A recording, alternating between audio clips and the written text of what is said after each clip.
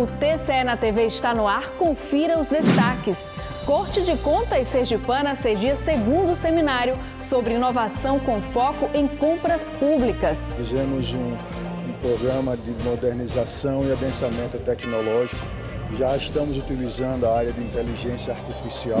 Fiscais do Erário. A gente traz o balanço semanal dos processos julgados pelos conselheiros durante as sessões das câmaras e do Pleno. Membros do TCE prestigiam posse do servidor do Tribunal de Contas aprovado em concurso público para assumir o cargo de promotor de justiça substituto. Quase 11 anos eu pertenci aos quadros do Tribunal de Contas, onde contribuí com a sociedade sergipana. E ainda no quadro Diálogo Cidadão, a Procuradora-Geral Adjunta do Ministério Público de Contas de Santa Catarina, Cibele Farias, fala sobre a importância das políticas públicas para a igualdade de gênero. Fique com a gente, a revista eletrônica do Tribunal de Contas de Sergipe já começou.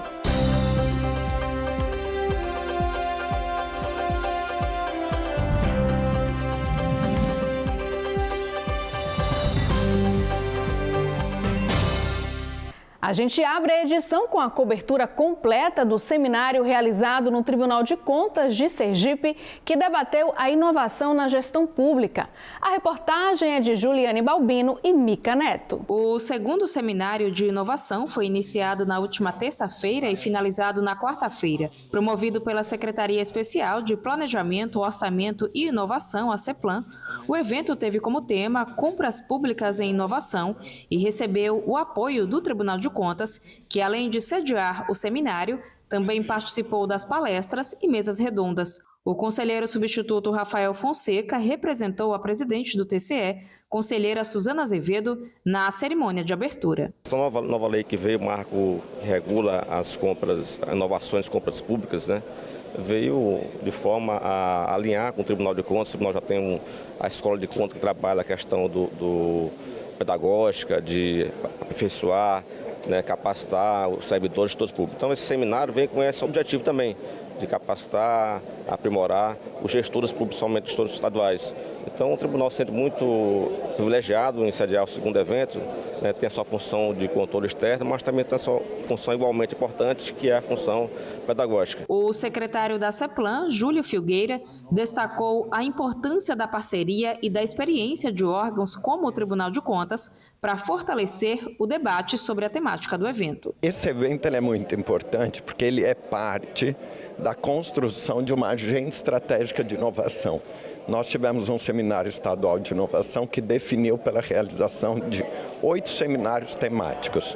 E nós pensamos desde o início que a cada um desses seminários temáticos, por pertinência temática, nós deveríamos nos associar com entes, com órgãos que dessem mais consistência ao debate. Então, neste caso, hoje que falaremos de aquisições, de compras voltadas para a inovação, a parceria que se estabeleceu foi entre a CEPLAN, a Procuradoria-Geral do Estado e justamente o Tribunal de Contas do Estado. O diretor administrativo e financeiro do TCE, Augusto Fábio, foi um dos integrantes da mesa redonda que discutiu sobre como o Estado de Sergipe pode avançar na inovação pública e como os órgãos e poderes estão lidando com a inovação.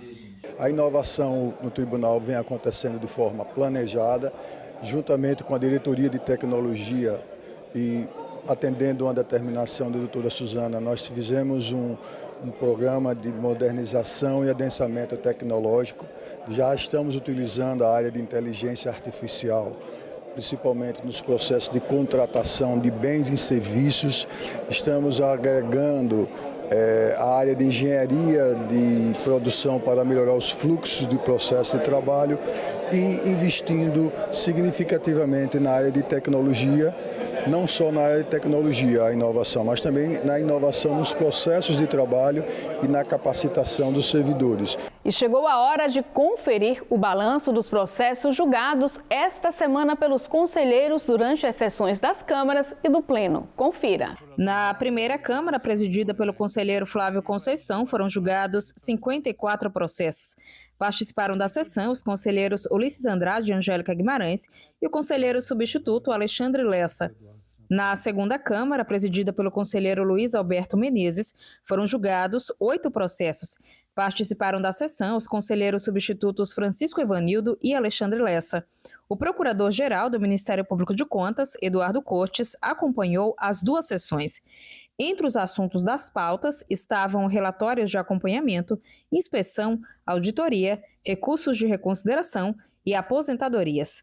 Na sessão plenária, que também ocorreu sob o comando do conselheiro Luiz Alberto Menezes, o colegiado julgou 12 processos e 8 protocolos. Na pauta, prestações de contas, denúncias, pedido de reexame, representações, manifestação, ofício, mandado de intimação e aviso com resposta. Confira os detalhes dos julgamentos no site do TCE ou assista às sessões na íntegra no canal da Corte no YouTube. E agora a gente muda de assunto para destacar que membros do TCE estiveram presentes na sede do Ministério Público Estadual para prestigiar a posse do servidor do Tribunal de Contas do Estado, que foi aprovado em concurso público para assumir o cargo de promotor de justiça substituto de Sergipe. A posse dos novos promotores de justiça substitutos aconteceu na última segunda-feira, na sede do Ministério Público de Sergipe. Entre os 8 empossados estava Leonardo Alves Moura, que desde janeiro de 2014 era auditor de controle externo 2 do Tribunal de Contas. O conselheiro Luiz Alberto Menezes representou a presidente do TCE, conselheira Suzana Azevedo, na cerimônia de posse, que também foi prestigiada pelo conselheiro José Carlos Felizola, o conselheiro substituto Alexandre Lessa e o procurador-geral do Ministério Público de Contas, Eduardo Cortes. São pessoas que têm outras experiências de vida, seja no mundo jurídico, também em outras áreas, mas, sobretudo, traz para o Ministério Público essa bagagem de vida. Numa instituição tão importante como o Ministério Público do Estado de Sergipe, esse novo quadro que chega, na verdade, soma e fortalece a instituição que é tão importante para o sistema democrático de direito. No ano passado nós convocamos 9 colegas, agora convocamos mais 8. É uma forma de nós irradiarmos ainda mais a atuação do Ministério Público em todo o estado de Sergipe, promovendo a defesa dos interesses difusos, promovendo a defesa da cidadania e uma forma de fortalecer a instituição na medida em que essa mão de obra nova vai para o interior, vai trabalhar nas promotorias complexas também aqui da capital, dando o retorno que a sociedade tanto clama, que é desafio diário. Também prestigiaram a posse a diretora-geral Roberta Roberti e a diretora jurídica do TCE, Ana Estela Hollenberg Porto, além de diversos servidores do TCE.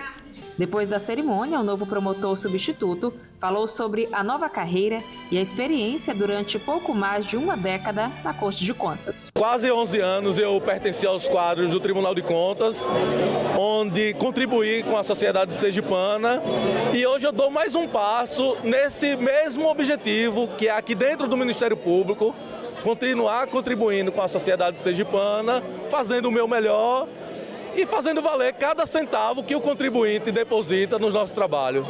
A seguir, o quadro Diálogo Cidadão da Semana traz um amplo debate sobre políticas públicas para a igualdade de gênero. O jornalista Messias Carvalho conversa sobre o assunto com a Procuradora-Geral Adjunta de Contas de Santa Catarina. É depois do intervalo TCE na TV. Volta já!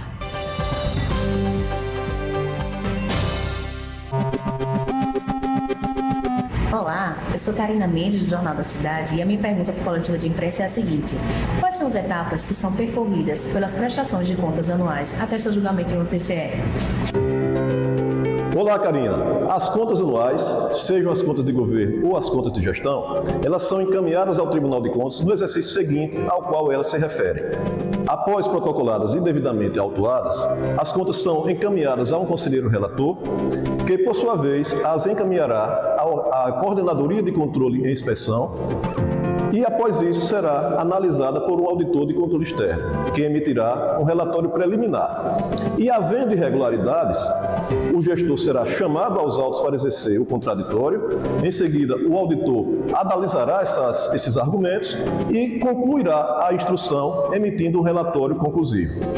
Em seguida, as contas são encaminhadas ao Ministério Público de Contas, que emitirá um parecer opinativo e devolverá ao conselheiro relator para a emissão do voto. Após emitido o voto, o processo é encaminhado para a deliberação do plenário. Se forem contas de governo, o tribunal emite um parecer prévio pela aprovação, pela rejeição ou pela aprovação com ressalvas, e o processo será encaminhado para posterior julgamento da Casa Legislativa, no caso a Assembleia ou as câmaras de vereadores. Se forem as contas de gestão, ou seja, dos ordenadores de despesa, o tribunal julga direta e definitivamente, seja pela regularidade com ressalvas ou pela irregularidade.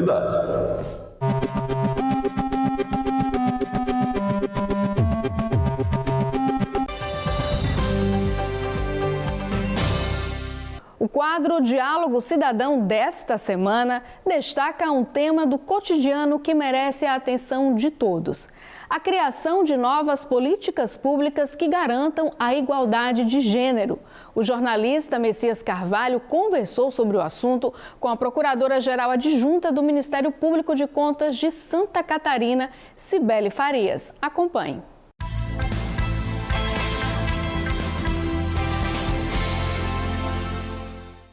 No nosso Diálogo Cidadão de hoje, vamos falar de um dos assuntos mais atuais, que gera também muitas polêmicas, né, e às vezes muitos processos. Igualdade de gênero. Está comigo a doutora Cibele Farias, no nosso Diálogo Cidadão, ela que é Procuradora-Geral Adjunta de Contas de Santa Catarina. Doutora, muito obrigado. Muito obrigada. Por ter aceito esse convite. Obrigada pelo espaço. Está em terras sergipanas. E vamos falar sobre esse tema, política pública para a igualdade de gênero. Virou literalmente a bola da vez, né? Essa discussão, porque parece que há um envolvimento até institucional nessa luta que é árdua. Sim, exatamente. Já há alguns anos que se observa que esse tema tem crescido. Em termos de legislação, nós podemos dizer que no Brasil nós estamos bem amparados. Claro que sempre podemos aperfeiçoar, mas realmente é uma boa lei. E o que falta? E por que os índices, né, de violência, vamos falar aqui, tratar dentro desse tema tão amplo, né, que é a equidade de gênero, falar especificamente de violência contra a mulher? Por que esses índices aumentam ano a ano, né? E é isso que a gente tem observado pelos dados oficiais, né, que são publicados. Essa é uma grande pergunta, Exato. Viu? A senhora vive o dia a dia. Estamos mais eficazes, mais eficientes na detecção, na denúncia? Ou tem aumentado porque tem aumentado mesmo de forma exponencial? Então, é um tema extremamente complexo, né? Que envolve várias áreas, né? Podemos passar por educação, por saúde, por assistência social e também, claro, pela cultura, né? Só que nós não podemos nos esconder, né, no argumento de que a cultura no Brasil sempre foi dessa forma. Existe um forte traço ainda machista na nossa cultura para não avançarmos nesse tema. Então nós temos que adotar, né, medidas efetivas para que possamos reverter. Claro que não é um processo rápido, né, é um processo que vai acontecer a longo prazo, mas ele tem que ser adotado. Então é importante medidas de educação, isso é fundamental, e que comece já lá no ensino básico, né, para que as nossas crianças já tenham esse tipo de consciência, né? E fora isso, penso eu que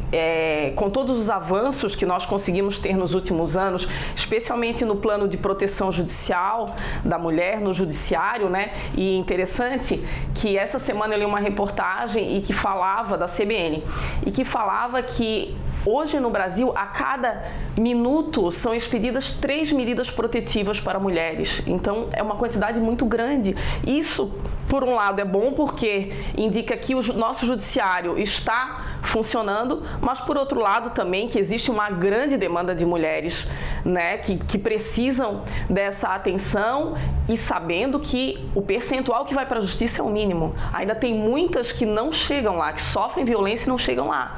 Então tem esses dois lados, né? Existe um aprimoramento da justiça nesse sentido, mas penso eu que o que falta também em termos de Estado, de estrutura de Estado, são as medidas medidas pertinentes ao Executivo, né? A traçar políticas públicas de governo voltadas especificamente para a proteção da mulher, orçamento próprio dentro das leis anuais orçamentárias para isso. É importante investir na segurança pública, na fiscalização, né, para saber se essas medidas protetivas estão realmente sendo cumpridas, no amparo à mulher para que ela tenha também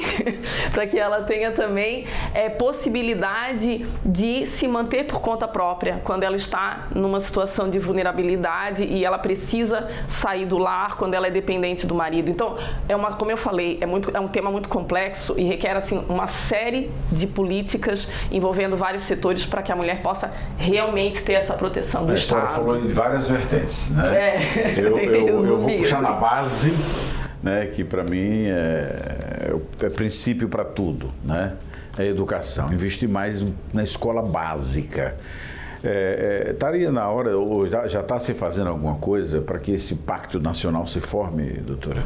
Sim, existe toda uma mobilização, inclusive recentemente em Santa Catarina houve um congresso de gênero e eu ouvi a ministra das Mulheres falar justamente sobre isso, que agora vai iniciar um grande programa muito semelhante àquela campanha do Betinho, na década de 90, né, do Fome Zero, seria violência zero contra a mulher. Então existe uma grande campanha se mobilizando e que vai envolver justamente a questão da educação. Tem que pegar o tema como Ministério todo, da Educação, né? Exatamente. Dizia Betinho, quem tem fome tem pressa. Exato. Quem apanha tem mais pressa ainda, né? Justamente, é a vida que está em risco. Então, uma coisa muito correta que a senhora falou, a cada minuto 3 mulheres recebem medidas protetivas do judiciário. E a gente tem ao longo da vivência jornalística visto muita coisa que mulheres que, com medidas protetivas, são vítimas da violência.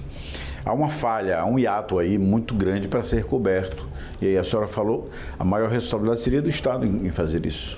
Exatamente, é o que se espera, né? Estrutura da segurança pública. Estamos pensando em estrutura de segurança pública, estamos pensando em políticas de inserção dessa mulher no mercado de trabalho, né, para que ela possa ter autonomia e ter uma vida de liberdade, porque senão é um ciclo vicioso, né? O Estado, de alguma forma, busca protegê-la por medidas judiciais, né, pela segurança pública. Essa mulher sai do lar, ela tem filhos, ela não tem como se manter e fatalmente dali a um tempo ela vai acabar retornando para esse ambiente de agressão e isso acaba sendo uma bola de neve, né? Ela aceita a reconciliação até porque vem sempre com o canto da sereia, né? E outra questão importante que eu não falei também, não vamos aqui imaginar que não existe socialização. A gente parte do princípio que sim, que ela é possível, mas isso também depende do Estado.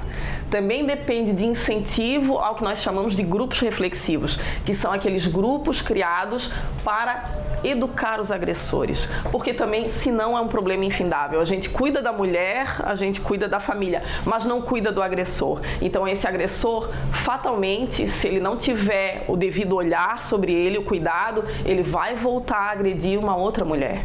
Então, é uma outra vertente importantíssima que o Estado precisa dar uma maior atenção com relação a isso. E é claro que aí existem parcerias, né? Tem muitos grupos formados por iniciativa privada também, mas é importante, é fundamental que o Estado esteja presente, coordenando essas atividades e financiando também. Fala em Estado, né? Para não ficar uma coisa inanimada assim. Sim.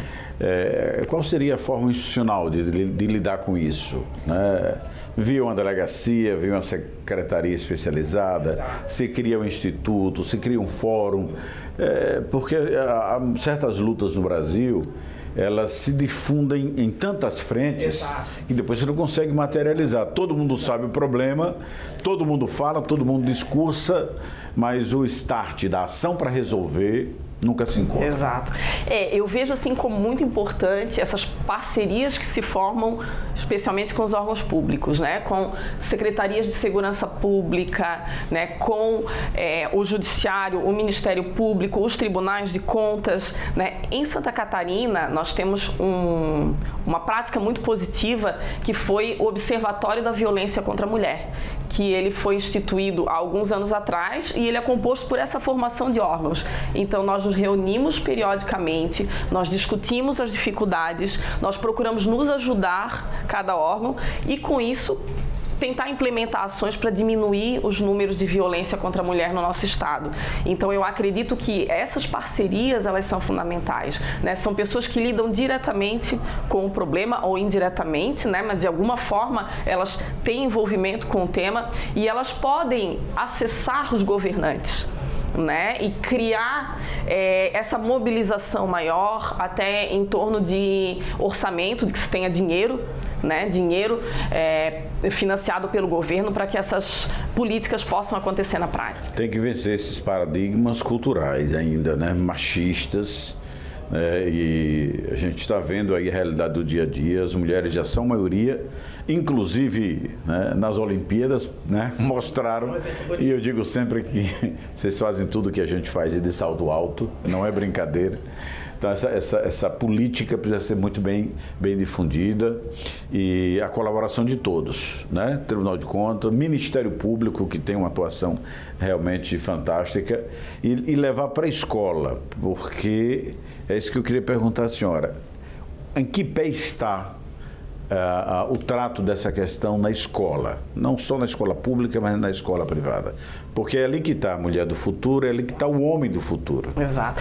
São ações que aí entra o que a gente chama aqui da mão do Estado, a mão do governo, né? É fundamental que tenha uma política para que isso aconteça em todas as escolas, né? Aí via Secretaria Estadual de Educação, via Secretarias Municipais de Educação, é importante que se tenha um plano e um projeto para que se insira nos currículos escolares, por exemplo, esse tipo de discussão, esse tipo de matéria.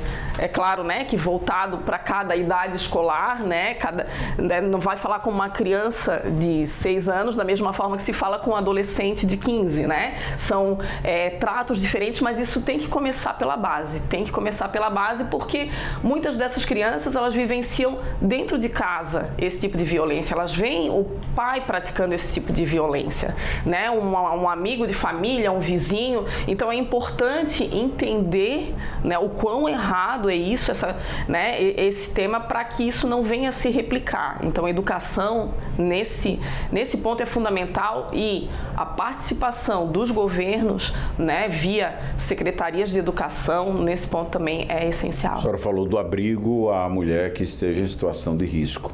Aquela que está na medida protetiva, aquela que tem que estar longe do seu pretenso agressor. Vocês têm um estudo que mostre como isso na prática se aplica, doutora? E por quanto tempo, né? Que é uma engenharia para você construir isso, que do outro lado, a senhora falou em trabalhar o agressor também. Sim. Então é uma engenharia. É uma engenharia, exatamente. Isso é definido caso a caso, né? Tem casos que as situações se resolvem, né, entre aspas, de uma forma mais rápida ou não, mas um fato que é importante levantar nessa questão é a insuficiência de abrigos, né? Isso eu vou falar pela realidade que eu conheço do meu estado, né? São muito poucos. Nós temos quase 400 municípios quase 300 municípios ao todo em Santa Catarina, e a quantidade de abrigos específicos para mulheres é muito pequena. Não chega nem a 50 em todo o estado. Então, né, pela demanda que nós temos, é óbvio que não há como atender esse tipo de situação, e muitas mulheres, elas ficam à margem desse tipo de proteção. Então, é preciso fazer levantamentos, é preciso saber os dados, né, o que acontece em cada estado, e por isso esses observatórios, né, que nós criamos lá são importantes, porque o papel fundamental deles é esse: coletar os dados e divulgar para a sociedade esses dados, para que todos saibam o que está acontecendo. Quantas delegacias especializadas em atendimento à mulher nós temos no nosso estado? Essas delegacias, elas funcionam no final de semana, que é onde possivelmente acontece o maior número de casos de violência? Sim ou não? Né? Existem institutos de perícia especializados para atender essa mulher. Quantos são? Eles dão conta no estado? Então, assim, é uma problemática realmente muito complexa, que precisa de muitos serviços. Então, o primeiro passo, vamos entender a nossa realidade. Vamos ver o quantitativo, o que nós temos e o que nós precisamos atingir. O cobertor é curto, como eu costumo dizer. São muitas necessidades e é pouco dinheiro. Então, primeiro vamos entender o que está acontecendo e estabelecer as nossas prioridades. Onde é que nós temos que investir dinheiro com mais urgência. Já temos alguns anos de luta, né, neste diapasão. com a experiência da senhora, a convivência de perto que tem nessa temática, temos o que comemorar ou ainda é muita frustração pelos números que se apresentam? É uma batalha, né? É uma batalha, mas nós não podemos esmorecer. Eu costumo pensar pelo lado positivo, né? Temos que olhar os avanços que nós tivemos, né?